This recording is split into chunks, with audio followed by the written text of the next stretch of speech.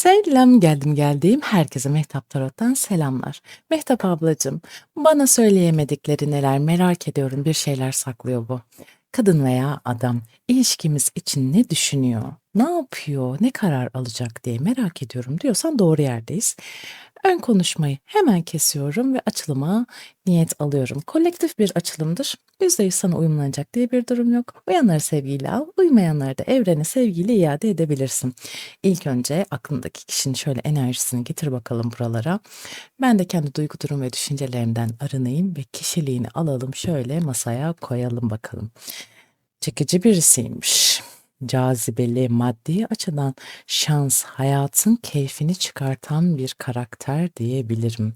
Varlık ile sınanıyor demek ki bu kişi ama bazen de yalanı seven bir karaktere bürünüyor olabilir. Şimdi bağımlılık yaşanırsa diyor Vega kartı gezegene evrensel mesajlardan. Elindekileri kaybetme durumu. Umarım kumar gibi vesaire gibi durumlar tabii ki de zararlıdır, bağımlılık yaratır. Başlanmamasını tavsiye ediyoruz. Böyle şeyleri kapatmak için yalan söylüyor olabilir. Bunlara dikkat etmek lazım ve pan geldi. Dünya nimetlerine düşkünlük, aşırı haz durumu.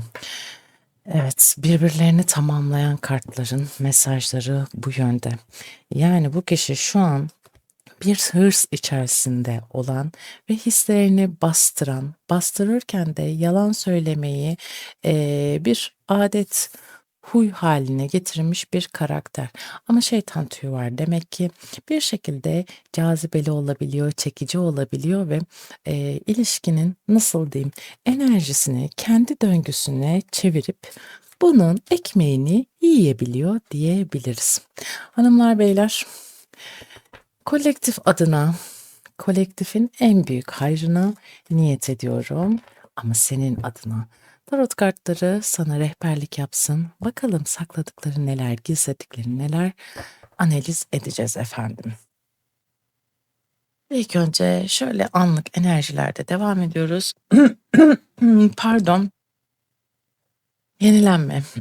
Şimdi burada bazı şeyleri gözden geçirdiğini, analiz ettiğini ve kafasında kurduğunu söyleyebilirim hayatım. Burada bir başarı haberi de olabilir, kurtulmak da olabilir, yeni bir hayata başlama düşüncesi içerisinde de olabilir. Çünkü burada diyor ki yaşam amacının netleşmesi. İlişkiyle bağlantılı olabilir ya da bir iş konusu olabilir. Artık daha net düşüncelerde olabileceğini görüyoruz burada ve yüreğine yön soracağını aslında kart söylüyor. Şimdi mahkeme kartında, yenilenme kartında aslında şöyle bir durum vardır. Orijinal kartı düşündüğün zaman, şimdi tarot kartını da baz alarak açılımları yönetiyoruz. Dişil taraf çok negatif durumdadır. Artık yeter, ben sabredemiyorum, edemiyorum, işte, idare edemiyorum pozisyonuna geldiğinde eril enerji der ki, "Ya, artık benim yapabileceğim bir şey yok." Fakat artık yumurta kapıya sıkışmıştır. Hareketlerini düzeltmesi gerekiyordur, düşüncelerini düzeltmesi gerekiyordur. Böyle bir enerjinin varlığından bahseder bize bu kart. Devam edelim. Ah, tılsım beşlisi. Şimdi bu kartın Merkür Boğa'da enerjisi vardır. 21-30 Nisan'dan bahseder ve bir çatışma olduğundan bahseder. Demek ki işte bu yalan muhabbeti ya da artık ben tahammül edemiyorum senin bu sorumsuzluklarına ya da yaptıklarına diye bir tartışma yaşamışsınızdır. Ve bundan dolayı da bir gerilim oluşmuştur, uzaklaşmış da olabilirsiniz. İşte bu da eee, zorluklara dönüşen negatif düşünceler, para ile ilgili konular diyor. Burada parasal durumlar belki yardımcı olamıyordur ya da hayatında artık baş edemediği durumlarla yüzleşiyordur. başkalarından yardım isteyebilecek pozisyondadır. Belki ortağından, belki aile büyüklerinden, amca, dayı gibi insanlardan artık böyle, ben bir blokaj yaşıyorum. İşte, hani, belki de, hani, dişil enerji burada artık yeter. Sen bazı şeylerin, suyunu çıkarttın. Bu ilişki, bu evlilik, bu birliktelik vs. artık, yani, bereketi kalmadı. Nasıl bir destek alacaksan al, demek ki, başaramadığın durumlar var, şartları düzeltmen gerekiyor diye, dişil enerjinin şikâyet ettiği durumlar var ki artık o da bazı netleşmeye doğru gelmiş. Eee, birisinin yanında işe girmek ya da, çaresizliğinden dolayı birisinden yardım istemenin enerjisinden bahsediyor. Burada şöyle söyleyeyim, eee, eril tarafın çok sıkıştığı dünya işlerinde, dünyasal konularda artık, çok zayıfladığını söyleyebilirim. Burada çok, eee, nasıl diyeyim, zor durumda. Yani küçük şeylerle oyalanmaya çabalıyor, ediyor ama kafasında, zihninde bu noktalarda çok düşündüğü, artık bir çıkar yol bulmaya çabaladığını söyleyebilirim. Kılıç dörtlüsü. İşte hevesinin kaçtığı noktada da bu var yani. Şu an, bir uzaklaşma, bir yalnızlaşma, bir, kendi kendini dinleme, anlama çabasında olduğunu söyleyebiliriz. Yani bu kişinin zihinsel yorgunluğu çok fazla. Eee, şöyle söyleyeyim, kendine ne kadar çok fırsat tanırsa bu kişi birazcık daha netleşebilir. Nasıl olacak bu Mehtap abla dersen, nedir? Kendi inatçılığından vazgeçerse, eee, izolasyon durumundan geri çekilirse ve inziva durumunda kendisini birazcık daha net bir şekilde anlayabilirse belki bir netliğe gelebilir. Ama şu an senden sakladığı, sana söyleyemedikleri noktalarda maddiyatsal durumların ve etraftan, birazcık daha yardım isteyebileceği alanda olduğunu görüyoruz. Bu noktada sana karşı düşünceleri yok. Şu an birinci meselesi para, para, para diyebiliriz. Bir bakalım elementlere, enerjilere. Evet, Koç burcu çok hırslı bir karakter. Başlangıç yapma düşüncesi içerisinde olduğunu söyleyebilirim. Bunun için çok hırslı. Koç, aslan, yay enerjisi de diyebiliriz ateş elementinde. Egosu öfkeye dönüşmüş durumda. Yapmam gerekiyor. Bu kişi birazcık, nasıl diyeyim, İnşallah güzel bir yol bulabilir. Biraz enerjisini şey hissetmiyorum, pozitif hissetmiyorum. Sanki böyle dediğim gibi şurada dedim ya bir, şey durumu var, böyle paranın aktığı bir durum var. Bundan dolayı bir sıkışmışlık var ve hayatın keyfini çıkartamadığı bir durum hissiyatı geliyor bana. Peki, olayda ne düşündü de olaylar buraya gelmiş? Bir bakalım. Bilinç altyapısında, arketiplerde neler varmış, neler? Dilenci kartı geldi. Ben ne yapayım? Duygusal muhtaçlık, kendi değerini bilmeyip dışarıdan sevgi kırıntılarını dilenmek, yetersizlik. Yani gelebileceği son nokta zaten burası.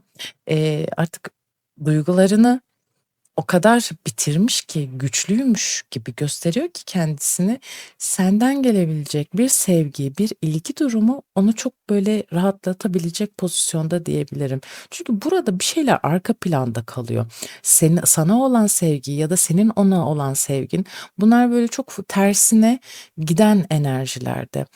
Çevresel baskılar olabilir, onun iç dünyasına sürekli böyle savunma mekanizmasının çalışıyor olması ilişkinizin çok güzel bir yönde gitmesine engel olmuş olabilir. Burada dikkat. Çünkü seni hayatındaki diğer kişilerden, ihtimallerden ayrı bir yere koyduğunu da düşündürtüyor bana bu kılıç dörtlüsü. Şöyle söyleyeyim, düşünsel bir pozitiflik olmasa, bitme noktasına gider. Tamam, burada bir mahkememiz var ama, yenilenme kartımız var fakat mahkeme ikinci bir şansı getirebilme pozisyonunda hayatım. Burada yeni, hayat, yeni bir düzenleme ve şefkatle, bağışlayıcılıkla ilişkiye yön vermeye doğru giden durumlardan bahseder. Seninle olan bağını tamamen kopartma niyetinde değil. Bir hassasiyet var. Bunun bir süreç olduğunu düşünüyorum. Devam edelim. Neler düşünüyor? Yani ben şöyle hissettiriyor bana. Sevgiyi çok istiyor ama senden isteyemiyor. Hani gururu, onuru çok, baskın ki bir şekilde bunu talep edemiyor enerjisine gelmiş bu kişi. İşte, yetersizlik hissi. Acaba alma verme dengesini tamamlayabilecek miyim? Aranızda demek ki bir çekim var ama bunu gösteremiyor. Duygusuz zannedersin sen bu kişiyi ama şu an hayatın getirdiği şartlar onu geçmiş deneyimler ya da, bambaşka durumlar onu sert bir karakter haline getirmiş. Şu an maddi olarak zor bir durumda. "Akışa bıraktım." diyor zaten. Direnmeyi bırakıp hayatın getirdiklerine uyum sağlamak, kontrolü evrene bırakmak esneklik durumunda. Yani buna yorum yapmaya gerek yok. Gayet kendini çok net bir şekilde, anlatıyor aslında. Artık, ne olacaksa olsun ben elimden geleni yapabildiğim kadar yaptım. Bundan sonrası olacaklar da artık bir şekilde, kabulümdür düşüncesinde ve akabinde de kabul kartının gelmesi. Ya, kartlarımın benimle uyumlu olmasına bayılıyorum. Olan olduğu gibi değiştirmeye çalışmadan onaylamak, hem aydınlığı hem karanlığı kucaklamak. Şu an bu yalanın, bu, hani, kendi bağımlılıklarının kendisine ne kadar zarar verdiğini ya da, bağımlılıktan ziyade tercihleri de olabilir, tutkuları, işte, dedik ya, kendisine iyi gelmeyecek şeylerin peşinden gitmesi onu ne kadar, zor bir duruma getirmiş aslında fark ediyoruz burada. Çok net bir şekilde anlatıyor hayatım karşıdaki kişinin enerjisini. Şu an romantiklik yok, sadece mücadele etmeyi bırakmış. Fakat sevgi görse, ilgi görse kendisini şifalandırabilecek pozisyonda diyebilirim bu kişi için. Bir mücadelesi var, bırak o mücadeleyi versin. Ne kadar savaşıyorsa savaşsın. Nereye kadar götürecek mücadelesini biz de merak ediyoruz. Devam edelim. Ya, kartların benimle konuşmasına da bayılırım. Kılıç onlusu. İkizlerin enerjisi vardır. Şimdi burada ne olup bittiğini bilmiyor karşı taraf. Bir yıkım var. Evet, mevcut ilişkinizde sanki böyle bir, ihanet durumu da olmuş olabilir.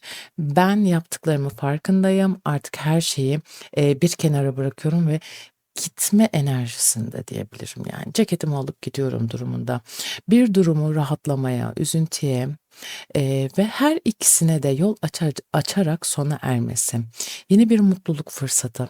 Şimdi burada, ben her şeyi senin üzerine bırakıyorum. Artık romantikliği bırakıyorum, gerçeklerden vazgeçiyorum. Her şey senin zannettiğin gibi olsun yeter. Ben seni ihmal etmedim. Her şekilde de yanımdaydım diyerekten de hayatından gitmiş olabilir bu kişi. Yani omuzlarından kalkan bir yük. Şu ilişki sanki onun üzerine öyle bir yük gibi gelmiş ki ne yaparsa yapsın kendisini rahat hissetmiyormuş gibi de hissedebilir. Yani bu kişi eşin olabilir, sözlün olabilir ya da ciddi düşündüğün bir, kişilik olabilir. Bu kişi şu an mevzunun aslında, yüzeye çıkmasından rahatlık duyan bir, durumda olduğunu söylüyor. Bir bağımlılığın son bulması. Bak yine bir bağımlılık var burada. Vega'da da var, Pan'da da var, Kılıç Onlusu'nda da var.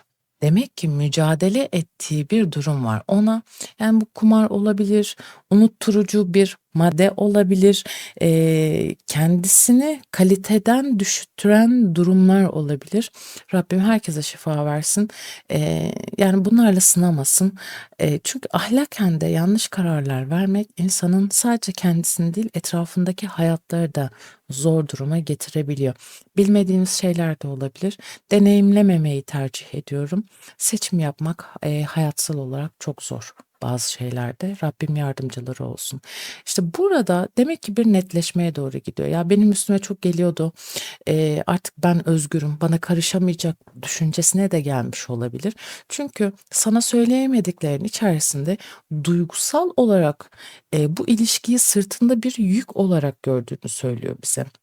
İçten içe sevgi beklentisi var, duygusal bir doygunluk talebi var ama her şey artık kabul ediyor. Demek ki dişil taraf diyor ki artık yeter. Yeter artık benim burama kadar geldi. Ne olup ne bittiğiyle mücadele edebilecek bir durumda değilim. Buna keza yani siz tabii ki de üzerinize uyumlananı alabilirsiniz. Burada sadece dişil taraf değil, eril taraf da diyor olabilir yani. Evet, değnek şövalyesi. Şimdi şevkli, iyimser, sabırsız bir karakterden bahsediyor burada. Ve şöyle söyleyeyim, başladığı şeyi bitirmeyi düşünen bir karakter. Şu an bir engelleme varsa iletişimsel olarak o engeli kaldırmamayı planlıyor. Bunu düşünüyor ve çok böyle yengeç aslan enerjisi var burada. Arkadaş canlısıymış gibi gözüküyor. Dışarıda çok özgür bir karakter gibi gözüküyor.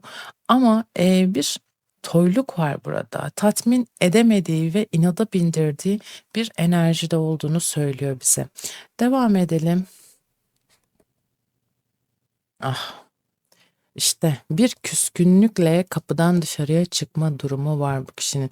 Aynı açıklıkta davranmıyor. Yalan kartı yine bize büyük bir mesaj veriyor burada. Senin yanında başka, dışarıda başka, aslında olduğu bambaşka bir karakter. Umarım kamera hemen geri gelir. Oluyor efendim, böyle kamera gitgelleri oluyor. Allah'tan hemen geri geliyor da. Şimdi senden bu sebeple uzak durmaya çalıştığını söyleyebilirim. Burada şimdi yaşamda büyük değişiklikler yapmayı seçmek. Yani bu kişi giderek bu ilişkiden uzaklaşarak bir kurtulma frekansında olabileceğini düşünen bir kişi diyebilirim. Burada çünkü bir kafesteyim hissiyatı var. Burada nasıl kılıçları bırakıyordu kapanın yanında, burada da kupaları bırakıyor. Kupalar bizde neydi? Hayal kırıklıklarından bahseder, duygulardan bahseder, içte gizli saklı kalmış duygulardan bahseder. Burada demek ki artık bir nasıl diyeyim, bıkkınlık durumu var. Kılıç onlusunda nasıl kapının yanına bıraktıysa kupaları da buraya bırakmış. Ay bunu kim küstürdü? Kim küstürdü, bıktırdı bunu? Artık yani değişmesi gerektiğinin öyle ya da böyle farkına varıyor. Fakat bir hırsla aranızda geçen diyaloglar sebebiyle uzaklaşmış diyebilirim. Aman bırak kafasını dağıtsın, ne yapıyorsa yapsın. Birazcık böyle düşüncelerini sakinleştirsin. Sürekli aynı noktada dönüp duran diyaloglar, aynı noktalarda ilerleyen tartışmalar, kısır döngüler ilişkiyi tabii ki de canlı şekilde tutmaz. Bu da ne yapar? İki tarafı da yıpratır. Bırak ne yapıyorsa yapsın. Biraz hava alması gerekiyorsa gitsin. Hep kapının içinde. Burada kapının eşiğinde, burada artık birazcık daha çıkmak üzere. Ama hadi bir şey söylesem belki dönecek durumda. Şimdi bir bakalım. Evet, yine Koç ateş elementinden geldi. Koç aslan yay enerjisinde mücadele veriyor. Bak bu iletişimi kapattıysa kolay kolay açmaz. Ben sana söyleyeyim. Ateşin elementini biliyorsun. Stratejik davranıyor. Tutkularıyla, üstünlük isteğiyle önce bana biat edilecek, önce benim düşüncelerim diyen bir karakter de olabilir. Yani inatlaşan, inatla beraber hırslarıyla davranan, kendine güvenen bir kişi olduğunu söylüyor bize. Ay ne yapalım, ne yapalım? Biz de deriniz, biz de kuvvetliyiz, biz de yani neydi yani? Gözümüzü mü korkutacakmış yani? Devam edelim. Bilinç altyapısında labirentin merkezi. Karmaşanın sonuna geliyor akabinde, kendi özüne ulaşma anı en derin gerçekliğiyle buluşma enerjisini veriyor. Bunun yakın bir süreç içerisinde etrafından veyahut da kendi analizinde problemin ne olduğunu çözebilecek bir durumda olduğunu söyleyebilirim. Yanlış seçimler mi yapmış, yanlış tercihler mi yapmış, ustalığını, maharetini hangi yönde yaptıysa bunlarla yüzleşeceğini söyleyebilirim. Çünkü artık, hani, böyle, her şeyden uzaklaşma, bir, böyle, kendini bulma durumu var ya, bunun akabinde artık ışık pasif değil, daha aydınlık. Yani sana hissettiğinden çok daha fazla bağımlılık potansiyelinin olduğunu hayatında net bir şekilde oluşacağını söyleyebilirim. Kartlar da devam etsin anlatmaya. Canavar kartı geldi. İçimizdeki kabul edilmeyen kötü taraf, öfke nöbetleri, hayvani içgüdüler. Nasıl güzel tarif ediyor kartlar, görüyor musun? Reklam değil, işbirliği değil. Fakat işte bu kişinin çirkinleşen bir tarafı var bir şeyleri konuşmaya çalıştığında demek ki. Seviyor mu beni, sevmiyor mu Mehtap ablacığım? İş ciddileşmeye başladığında sorumluluk duygusu alması gerektiğini bahsettiğimde, açıkça işte konuşması gerektiğini söylediğimde canavarlaşıyor dediğiniz kart burada hayatım. Birdenbire çirkinleşiyor, birdenbire tartışma çıkartıyor. Ne olduğunu anlamadan içindeki kuruntular böyle ortaya çıkıyor, yüzeye çıkıyor ve birbirimizi, nasıl diyeyim, çok yaralayarak konuşuyoruz da diyor olabilirsin hayatım. İşte karşıdaki kişi bunları yaşıyor iç dünyasında ve aynen kendinle yüzleşme. Burada ne vardı? Akıştaydı ve akabinde, kabul durumu vardı, değil mi? Tam da kabulün altına geldi. Kendinle yüzleşme, başkasında gördüğünü kendinde tanıma, yansıtma. Hani, böyle, hep, böyle, başkalarına, bahane veriyordu ya belki bu kişi, işte, şunlar bunlar. Belki kendisinin de öyle yaptığını analiz ediyor diyebiliriz. Peki, devam edelim. İlişkiyle alakalı, seninle bağlantılı neler düşünüyor, neler istiyor? Yani acaba ilerleyen noktalarda ne gibi kararlar alacak diyebilirim. Bilgi danışman, aslansın, kaplansın. İşte burada neyin iyi olduğunu görmek için geleneksel yöntemlerle yeni fikirlere danışma pozisyonu var. Bilgi danışman tatlım. Bu noktada bir eee, aziz kartına tekamül eder ve geleneklerine bağlı, ailesinin düzene eee, bağlı bir karakter diyebilirim.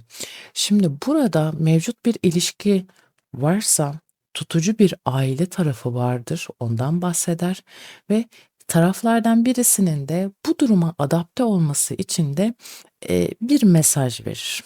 İyi bir tavsiye verebilir bu karakter. Netleştiği durumda şöyle söyleyeyim, büyük konuşur ama duygularım var demekten fazlasını hissettirir.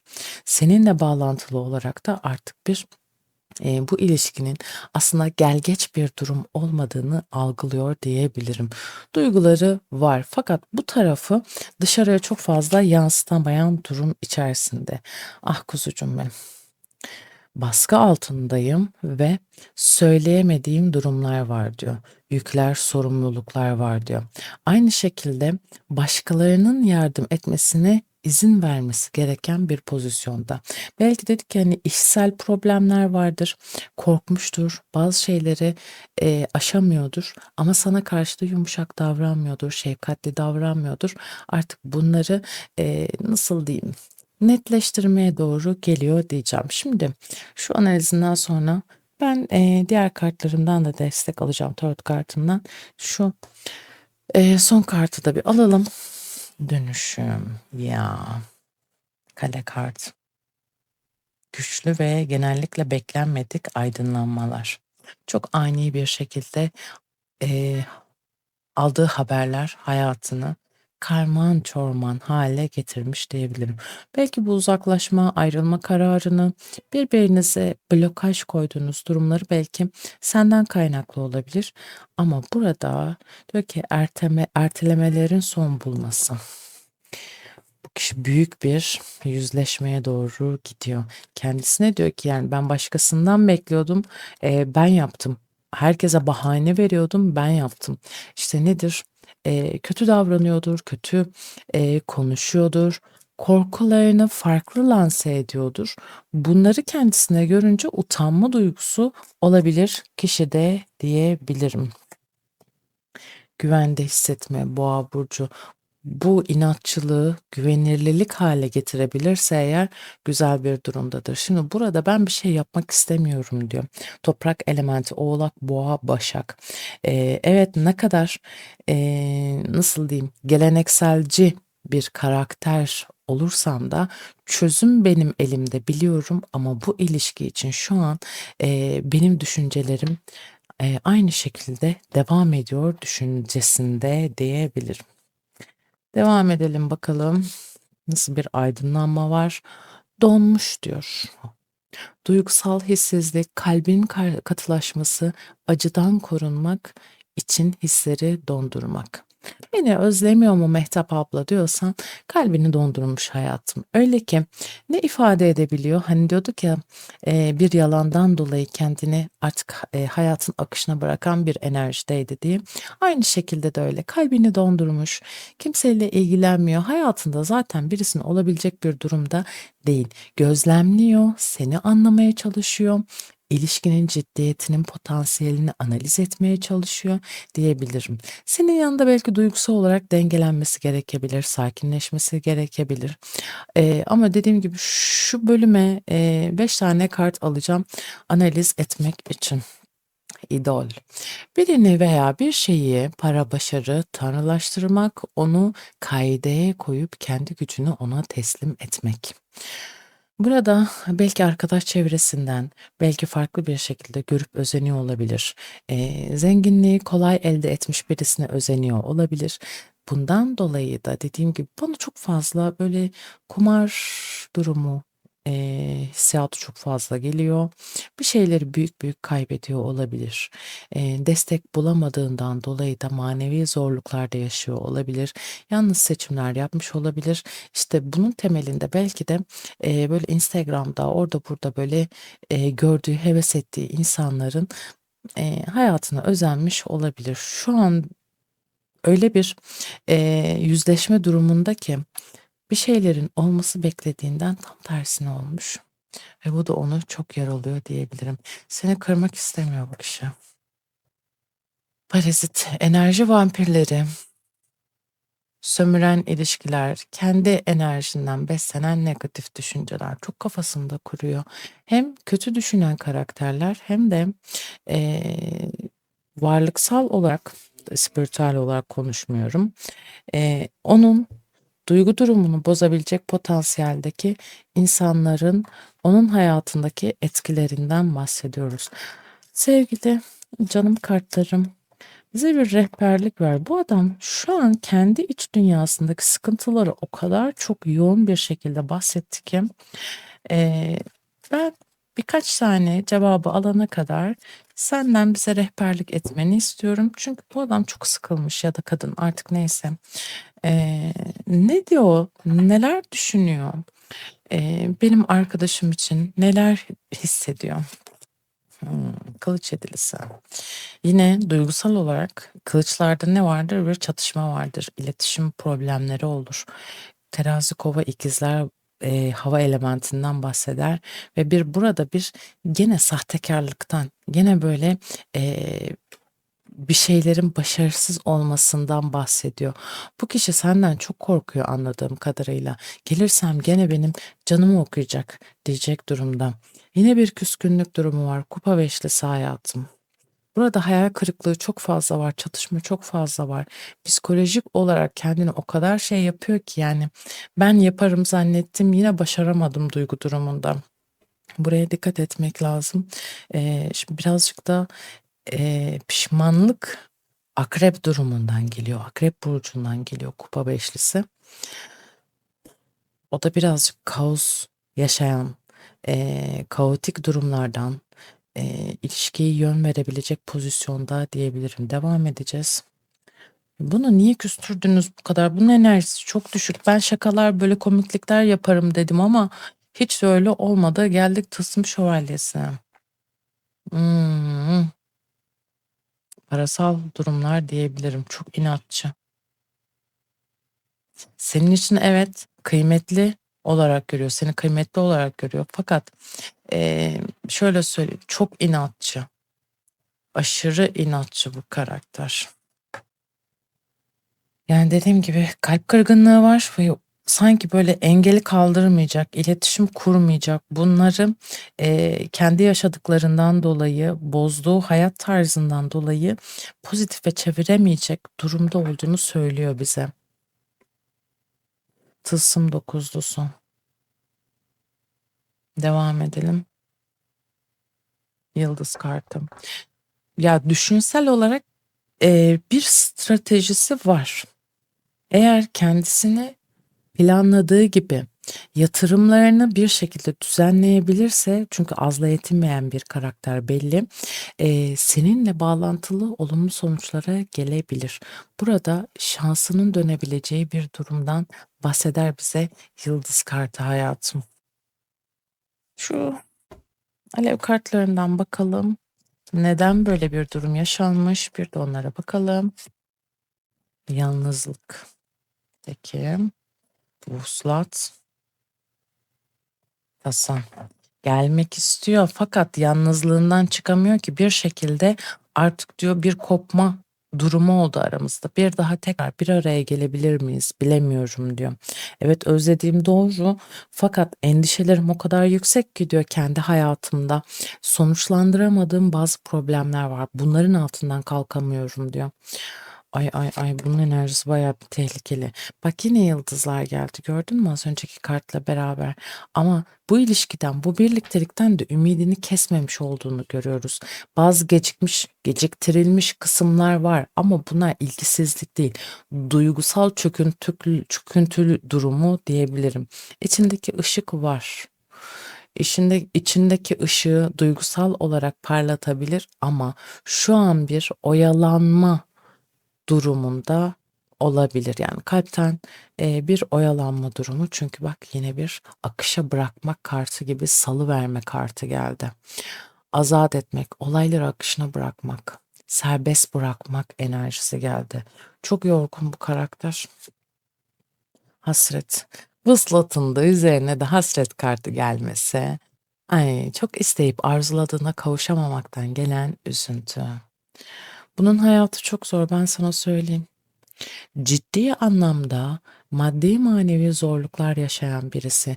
Duyguları sana karşı mevcut olsa bile sanki, böyle bir şeyleri kontrol altında tutmaya çalışıyor. Çünkü taşarsa bazı duygular geri dönüşü olmayan bir açıklık yaşayacağını biliyor karşı tarafta.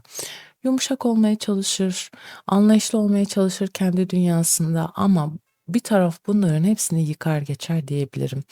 Dışarıdan çok büyük bir, şanssızlık yaşıyor o kişi. O kadar ki ateş elementi çok baskın. Koç, aslan, yay enerjisi, nasıl da kendisini düzene getirebilecek bilmiyorum. Şu an sizin aranızda öyle büyük bir, analiz defteri var ki herkes defteri öylesine kapatmış, uzaklaşmış ki diyebilirim. Sen onu merak ediyor olabilirsin. Mücadele vereceğini düşünebilirsin ama kalbinde bu kişinin çok büyük bir, blokaj var. "Mehtap abla o nasıl oluyor?" diyeceğin noktada hayatım bu kişi nasıl diyeyim, bunun birinci durumunda bir parasal durumlar var. Onları halletmeden, kendini toparlayamaz. Ne zaman toparlar dediğin noktada hissiyat olarak söylüyorum, temmuzun sonundan sonra, ağustosun sonundan sonra olabilecek belki bir toparlanma olabilir. Çünkü söylemedikleri bu korkular gururuyla, kontrol ihtiyacıyla örtülmüş bir durumda ve geri çekilmiyor. İlişkiniz için ışık olabilir. Eee, Bu kişi eğer hayatını toparlayabilirse, şu an mevcut durumda yalan durumundan dürüstlüğe geçerse dadından yenmez. Çünkü bu kişi ilk önce güvende hissetmesi gerektiğini biliyor. Bir şeyler yapmış, batırmış bu hayatını. Bunu düzene çıkartmaya çalışıyor. Ay çok vallahi billahi sevgiden şeyden ziyade daha çok hayatına odaklanan sanki kariyer açılımı yaptırdı bana. Vallahi billahi bir şeyleri önce düzeltmem lazım Mehtap ablacığım diyor. Vallahi ben de şaşkınım. Kariyer açılımı yaptırdı resmen bana. Ama şu an kaçmasının en büyük durumu yalan. Şeylerden, maddi açılardan bir farklı durum var. Hadi bakalım. Değişik bir açılım oldu. Hemen şöyle aklındaki kişiye odaklan. Ritüelimizi tamamlayalım. Alışkın olduğumuz durumlarda. Şu an karşında olsa kendisini nasıl savunurdu? 3 tane kart seçiyoruz. Bir, 2, 3. Hangisini seçersen yorumlarda onu yazabilirsin. Bu arada ben kendimi seçiyorum. Senin hayatın sana, benim hayatım bana diyerek yorumlarda manifest enerjisine katılabilirsiniz. Güçlü bir enerjidir. Beğenmeyi unutmayınız. Hadi bakalım bir numarayı seçenler şu an karşında olsa ne söylerdi acaba? Seninle olabilmek için her şeyi göze alabilirim diyor. Vay vay vay. 2 numarayı seçenler yap şovunu bakalım. Gelgitli ruh hallerin yüzünden beni çok vurdun. Ay yani ne yapsın daha benim arkadaşım? Tüm kalbimle söylüyorum, seni çok seviyorum diyor 3 numara. Bakalım toparlayabilecek mi? Bu hayatını ve sana net bir şekilde adım atabilecek mi? Bence bir sonraki açılım adım atacak mı açılımı olsun. Bunu bana unutturmayın. Devam ederiz. Yani şey bağlantılı açılımlar yani olacak. Dizi açılımı arkası yarın. Hanımlar beyler pazartesi, çarşamba, cuma açılımlar yapıyorum. Her güne yetiştiremiyorum efendim. Bu ara kızlar ve beyefendiler beni çok yordular. Her gün saat 12.30'dan itibaren randevu almaya başladım. 11.30'da bazen 12.30'da gece randevu vermeye çalıştım yetişebildiğim kadar. Birazcık dedim mola ben de bir video çekeyim. O yüzden yetişebildiğim kadar gelmeye çabalıyorum. Kendinize çok dikkat edin. İyi ki varsınız. Hoşça kalın.